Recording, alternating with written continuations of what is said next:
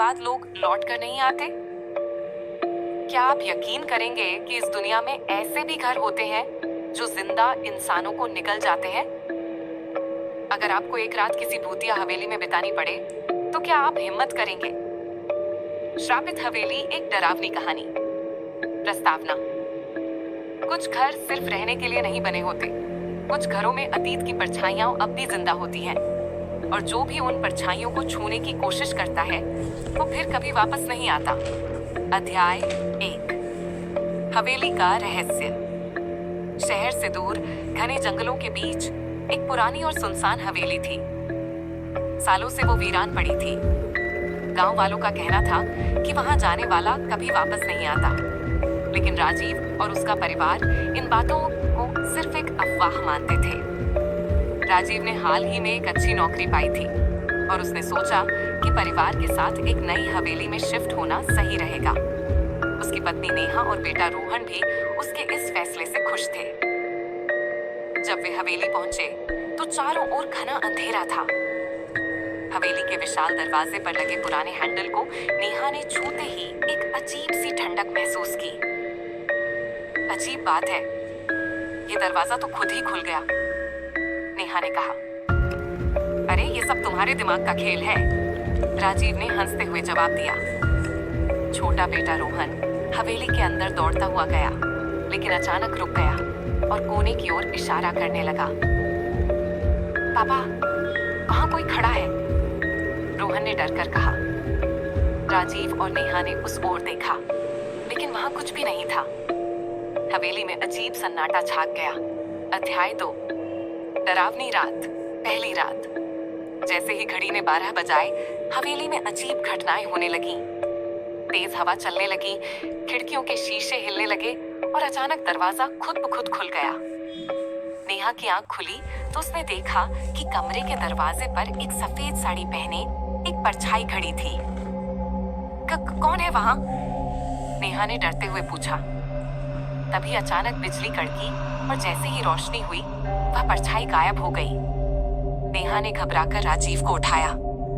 राजीव, मैंने वहां किसी को देखा, एक औरत थी। राजीव ने आंखें मलते हुए कहा, अरे तुमने सपना देखा होगा, ये सब तुम्हारे दिमाग का वहम है।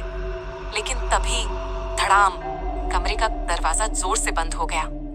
हवेली की दीवारों पर हल्की हल्की सरसराहट की आवाजें आने लगी, जैसे कोई फुसफुसा रहा हो। अध्याय 3। हवेली का खौफनाक सच। अगली सुबह राजीव ने हवेली के पुराने मालिक के बारे में जानकारी लेने की कोशिश की। गांव के बुजुर्गों ने बताया कि ये हवेली श्रापित है। यहाँ एक औरत की आत्मा भटकती है। सालों पहले एक नवविवाहित जोड़ा इस हवेली में रहने आया था, लेकिन उनकी पहली रात को ही दुल्हन अचानक गायब हो गई। कोई नहीं जानता कि वो कहाँ गई। बस जब भी कोई इस हवेली में रहने आता है, उसकी रातें डरावनी हो जाती हैं। नेहा ने यह सुना तो उसके शरीर में सिरहन दौड़ गई। हमें यहाँ से तुरंत निकल जाना चाहिए, उसने घबराकर कहा। लेकिन तभी हवेली की खिड़कियां खुद ब खुद खुलने लगी। हवा और तेज हो गई और अचानक, मत जाओ! एक डरावनी औरत की चीख हवेली के हर कोने में गूंज उठी। रोहन जोर जोर से रोने लगा। राजीव नेहा का हाथ पकड़कर भागने लगा, लेकिन दरवाजा खुद ब खुद बंद हो चुका था। अब उनके पास कोई रास्ता नहीं बचा था। अध्याय 4।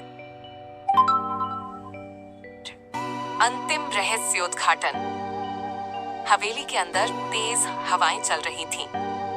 राजीव ने देखा कि दीवारों पर कुछ लिखा हुआ था, जो भी यहाँ आएगा वो कभी वापस नहीं जाएगा। तभी अचानक उनके सामने सफेद साड़ी पहने एक औरत खड़ी हो गई। उसका चेहरा पूरा छला हुआ था और उसकी आंखें सुर्ख लाल थीं। तुम मेरी जगह लेने आए हो? वह डरावनी आवाज में बोली। राजीव और नेहा चिल्लाए, लेकिन अब कोई उनकी मदद करने नहीं आ सकता था। अचानक पूरे कमरे में अंधेरा छा गया और फिर हवेली फिर से सुनसान हो गई। अंत या एक नई शुरुआत। कुछ महीनों बाद गांव में एक नया परिवार इस हवेली में रहने आया। उन्होंने सुना कि यह हवेली वीरान थी, लेकिन अब तो सब कुछ ठीक लग रहा था। लेकिन जैसे ही उन्होंने दरवाजे को छुआ, वह खुद ब खुद खुल गया। क्या वे भी इस हवेली का शिकार बनेंगे? क्या आपको लगता है कि ये सिर्फ एक कहानी थी, या फिर ये सच भी हो सकता है? अगर आप उस परिवार की जगह होते, तो क्या आप इस हवेली में जाते? क्या आपको कभी किसी जगह पर कोई अजीब या डरावनी चीज महसूस हुई है? हमें कमेंट में बताइए। अगर आपको ऐसी और भी डरावनी कहानियां पसंद हैं, तो वीडियो को लाइक करें और चैनल को सब्सक्राइब करना ना भूलें।